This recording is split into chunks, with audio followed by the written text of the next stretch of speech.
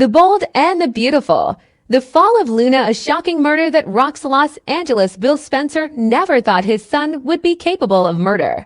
But in a town where betrayal is a currency and secrets rot beneath manicured facades, the unthinkable often becomes inevitable. What began as a deeply personal vendetta has now exploded into a legal, moral, and emotional crisis threatening to consume not only the Spencer family, but the entire city's elite. It all started with Luna. Charming, seductive, and strategically vulnerable, she walked into the lives of the Spencers under the guise of affection and naivety. But beneath her soft gaze and whispery voice was a calculating mind.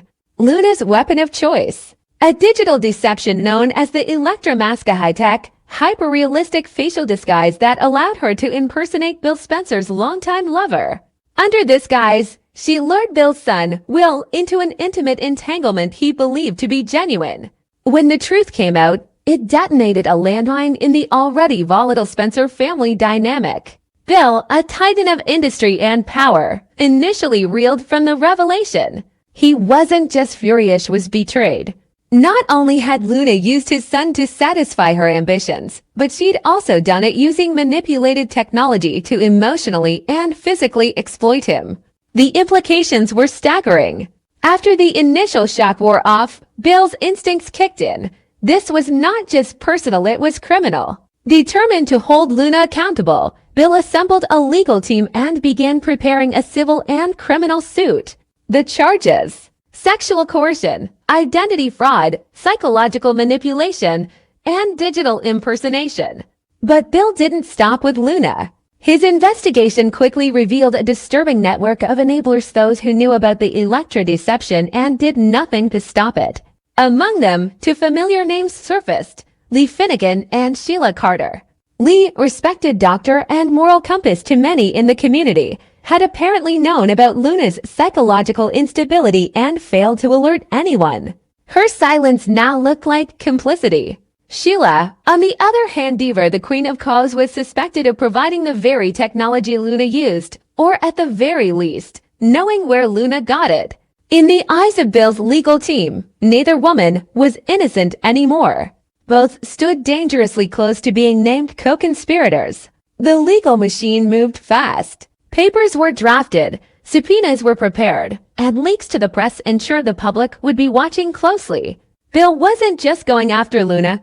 He wanted to make an example of her and anyone who enabled the violation of his son's consent and autonomy. For the first time in a long while, Bill wasn't playing Gamesh, was playing for keeps. But then, just as the case was about to blow wide open, Luna died. It was supposed to be a quiet meeting.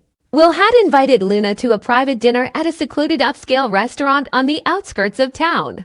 According to witnesses, the two had exchanged civil greetings, though tension was clearly in the air. No one could have guessed what would unfold next. Midway through the meal, voices rose. Luna reportedly told Will that she was pregnant with his children, that the baby would change everything for her. "This baby will make me untouchable," she allegedly said. "I'll have a piece of the Spencer legacy no one can take away." Whether it was bravado, manipulation, or desperation, we may never know.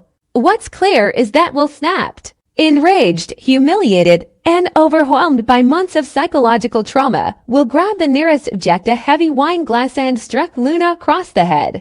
The impact was immediate and catastrophic. She collapsed, unconscious, and died on the spot from blunt force trauma. The restaurant staff rushed to call emergency services, but it was too late. Luna was pronounced dead at the scene. Will stood there, hands trembling, face pale, unable to process what he had done. Surveillance footage confirmed the incident, and within hours, the police arrested Will Spencer for second-degree murder.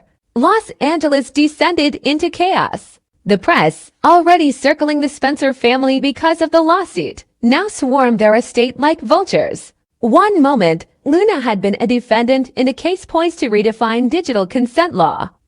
The next, she was a murder victim and a tragic figure of wasted potential. But the questions didn't stop with her death. They only multiplied. Why did Luna provoke Will? Was she really pregnant? Or was it another manipulation?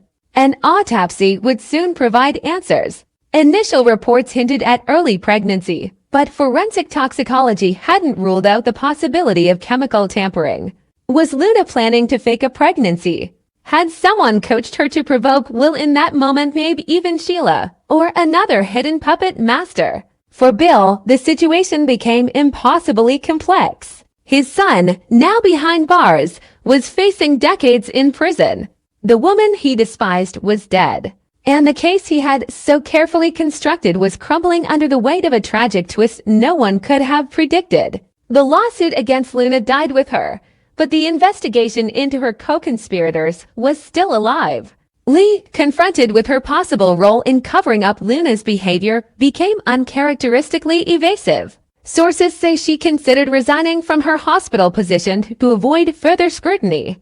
Sheila, on the other hand, leaned into the chaos. She publicly denied any involvement but privately made veiled threats to anyone who came too close to the truth. The electromask technology, once a fringe experiment, now became the subject of federal investigation. In the courtroom, Will's legal team prepared a defense based on psychological trauma, manipulation, and lack of intent. They argued that Luna had pushed him beyond a human limit. But the prosecution focused on one thing: the violence of the act, the conscious choice to strike, and the undeniable consequence. Friends and enemies alike lined up to take sides. Steffi Forrester, ever loyal to the Spencers, urged Bill to protect his son at all costs. Ridge remained suspicious of the entire situation, questioning who might have had more to gain from Luna's death. Brooke, torn between compassion and fury, tried to navigate a media storm that now threatened her entire social circle. And behind the scenes, power players whispered about whether Luna's death might conveniently silence secrets others didn't want exposed. Was this a crime of passion, or a carefully orchestrated outcome? Bill, ever the strategist, now had to decide: would he throw all his power into protecting Will or use this tragedy to expose the broader network that allowed Luna to get this far? He suspected Luna's schemes went deeper than anyone knew. And if she had backers, then her death might not be the end, but the beginning of a much darker revelation. As the Spencer family closed ranks and the courtroom became the new battlefield, one thing was clear: the lines between victim and villain had blurred beyond recognition. Luna had manipulated. Will had killed. Bill had pursued justice. He now had to reckon with a far more personal loss. And Los Angeles, city of dreams and betrayals, would never be the same.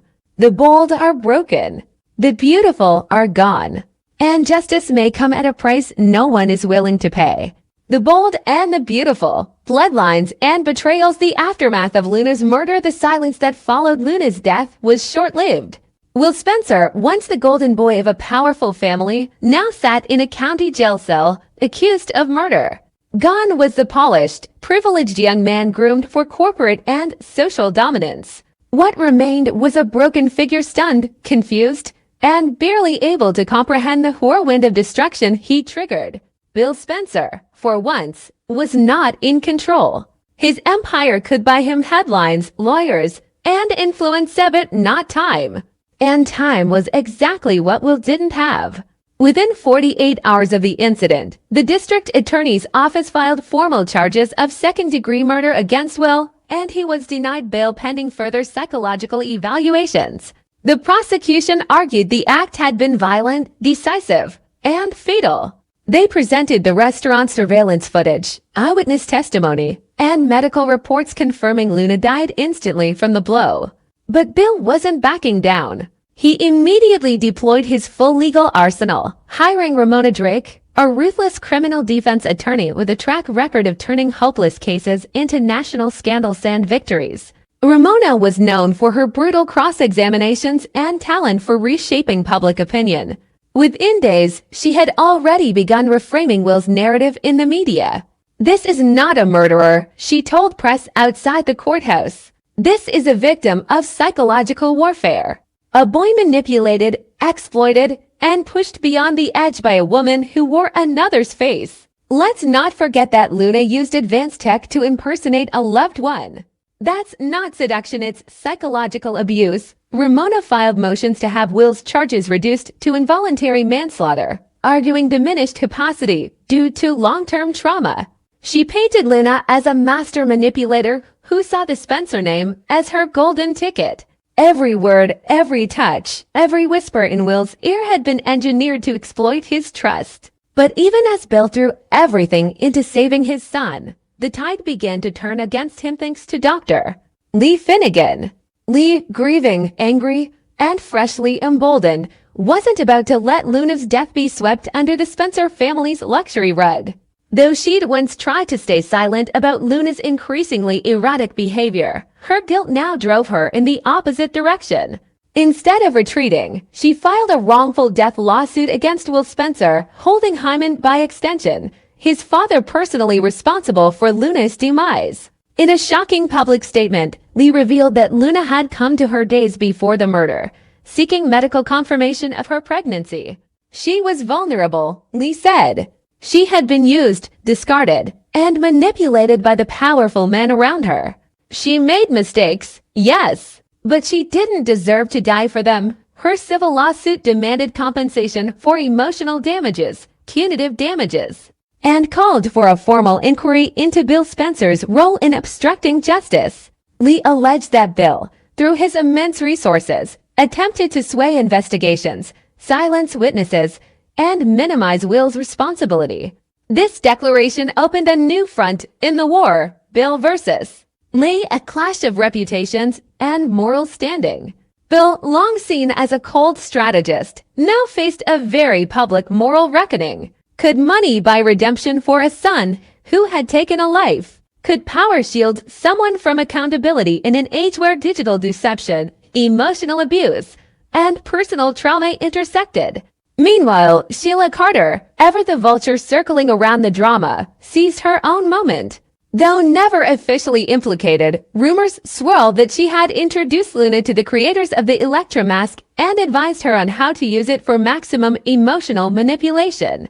With Luna dead, Sheila pivoted fast. She went on national television to distance herself from the tragedy, crying crocodile tears and claiming she had tried to warn Luna but was ignored.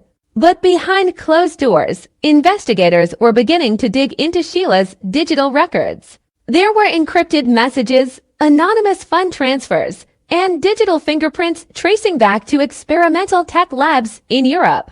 If Sheila had provided Luna with the resources for her deception, she could face accessory to coercion and conspiracy to commit fraud charges. As the legal battle waged, Will sat in solitary detention, consumed by guilt. Flashbacks of that night played over and over. The confession, the words, the glass in his hand, the silence. In therapy sessions with a court-appointed psychologist, Will began revealing deeper layers of trauma, how Luna made him feel watched, possessed, and powerless. The therapist's evaluations, submitted to the court, added weight to the argument that Will had not acted with clear intent but under a mental and emotional breakdown. Ramona Drake seized on this. She filed for a full psychological review, pushing to delay the trial and shift the charge down to criminally negligent homicide. The strategy was clear. Make the case about trauma, not violence.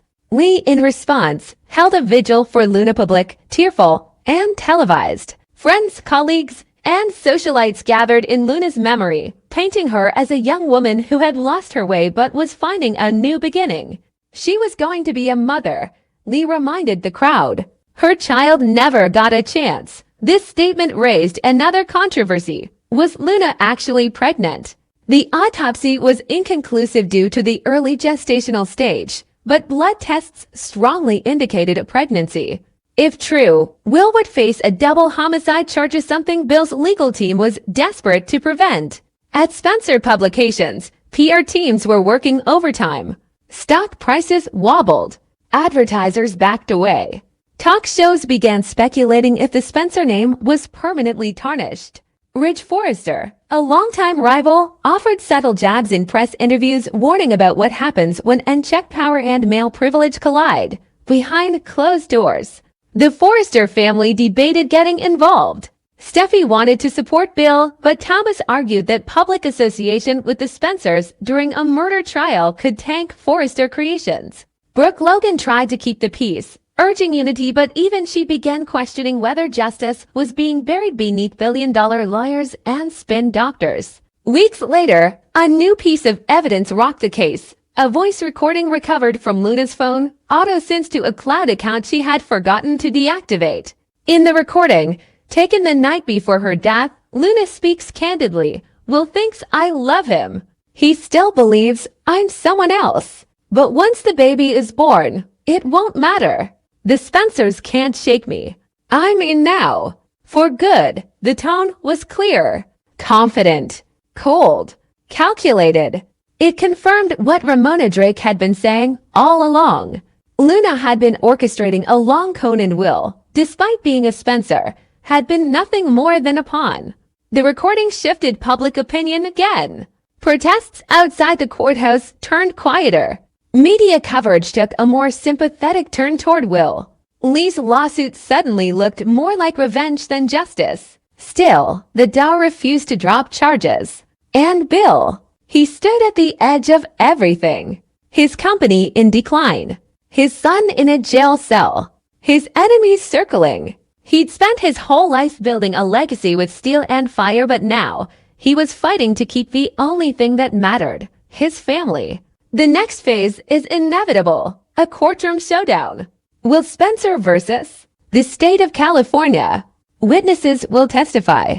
Secrets will be dragged into the open. And in the middle of it all, Luna's ghost will linger, both victim and villain, casting shadows over the lives she touched, twisted, and ultimately destroyed. And someone, somewhere, still knows the full truth. Because in Los Angeles, nothing stays buried forever.